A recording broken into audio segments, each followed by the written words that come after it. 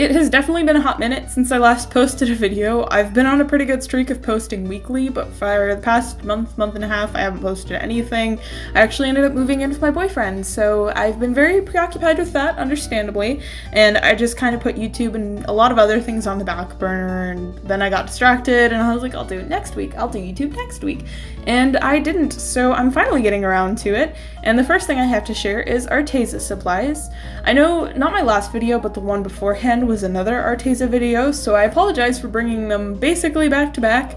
Initially I was going to spread them out with more videos in between, but I haven't made videos for a while and this is kind of on the top of my to-do list, so I hope you don't mind the back-to-back Arteza. These are more supplies that they sent me for free in return for a video review. By no means am I being paid or asked to say anything positive about them. As I said in my last video, these are my honest review and opinion on them. So with that being said, the very first thing that they sent me was another set of their sketchbooks. These are the 8.3 by 5.1 inch watercolor sketchbooks that they offer. Comes with 76 pages of 110-pound paper. I do have the larger size of these sketchbooks, but I really wanted to try a smaller size, so I was very grateful that they were willing to send me another set of these guys because they're actually really nice sketchbooks. They have a really nice cover, they come with an elastic band to seal them, they have a little red ribbon to mark your place, and they're just really nice sketchbooks. My only quarrel with them, which I have come to accept, is that the spreads alternate between smooth and textured paper, which is strange, but it's not a bad thing, it's just strange.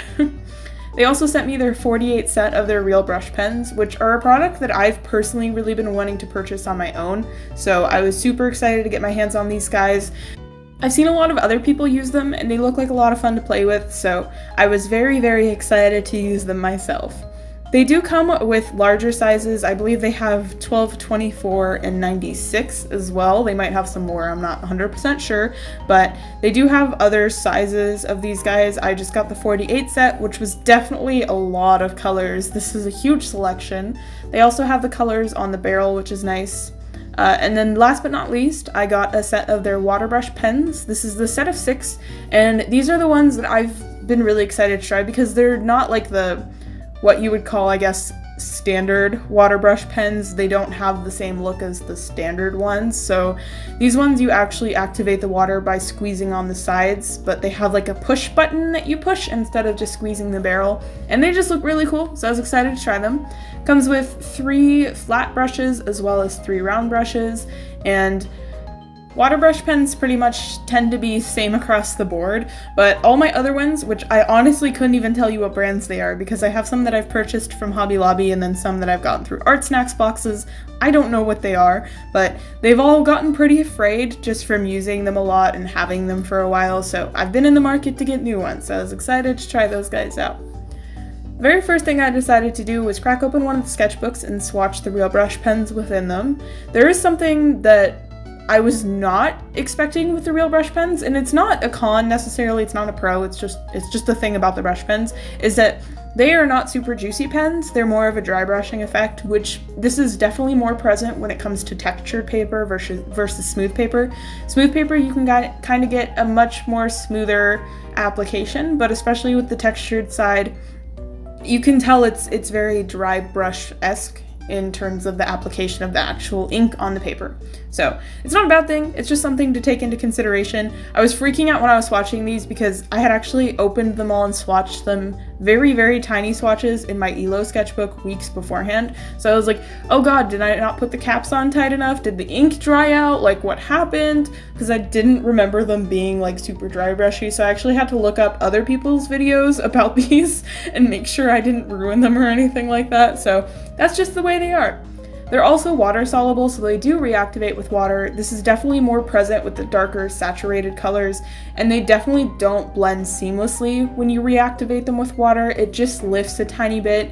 It doesn't really seem to alter the actual pigmentation that you put down. It just takes off some of the surface pigment. So it's not something you can blend straight from the marker out with water to do like a seamless gradient effect. It's something that just lifts color and spreads it around. So that's something to take into consideration.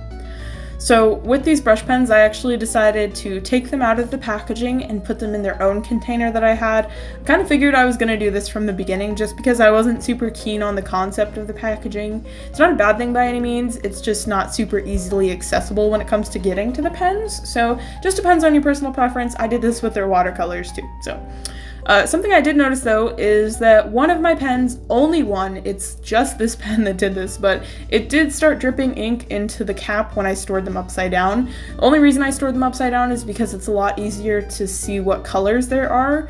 The pens do have like color on the top and the bottom of the pen, but they're really easy to differentiate when they're upside down for me. So that's the only pen that did that though.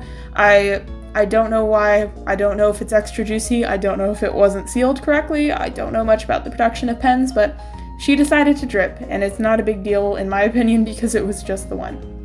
So about these pens, I'll go into the pros and cons of them, starting with the pros, ending with the cons. So the pros of these are that they're really pigmented.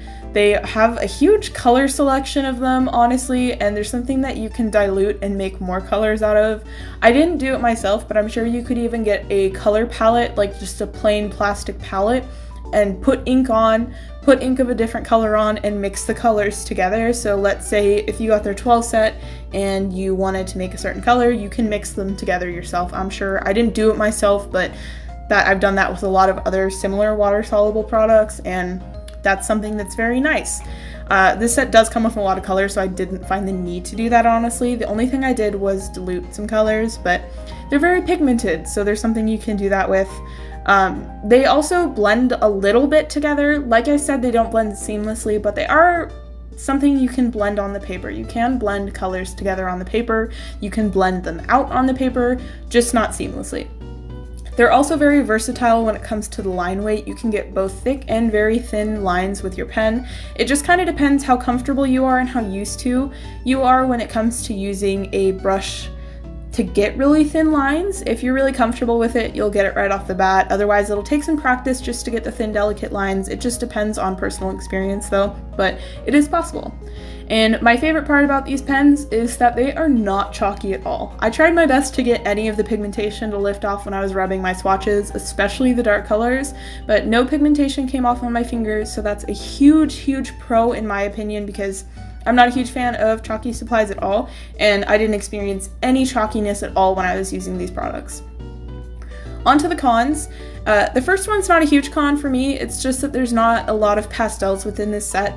They do have a larger set of 96 brush pens like I've mentioned, and I'm sure that one has a larger color selection. And the only reason this isn't a huge deal for me is that they're water soluble, so you can blend out the colors.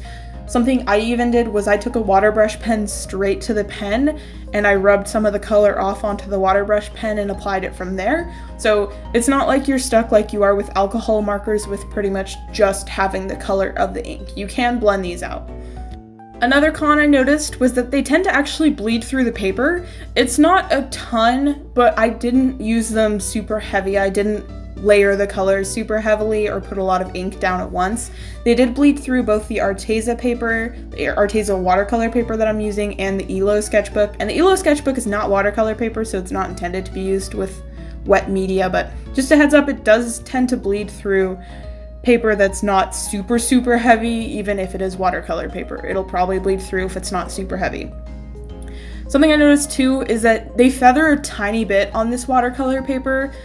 Definitely more so on the smooth watercolor paper versus the textured paper. The textured paper seems to hold up well enough that it doesn't feather out. And it wasn't a huge feathering, it just feathered a little bit on previous drawings I did within this sketchbook.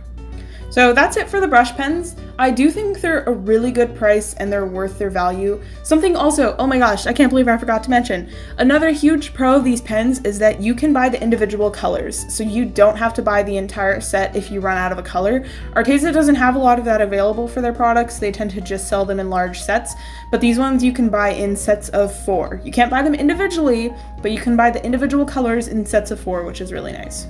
I'm sure I left out some kind of information because I'm cramming a lot into not a ton of space, but I'm sure I'll leave something in the description below. If you have any questions on the products, I will be open to answer them to the best of my ability. But thank you guys so much for watching. I hope to go back to a regular posting on a weekly basis schedule, but we'll kind of play it by ear and see how things go pretty much. That's where I'm hoping. We're just gonna play it by ear. Thank you guys so much for watching, and I will see you in the next one.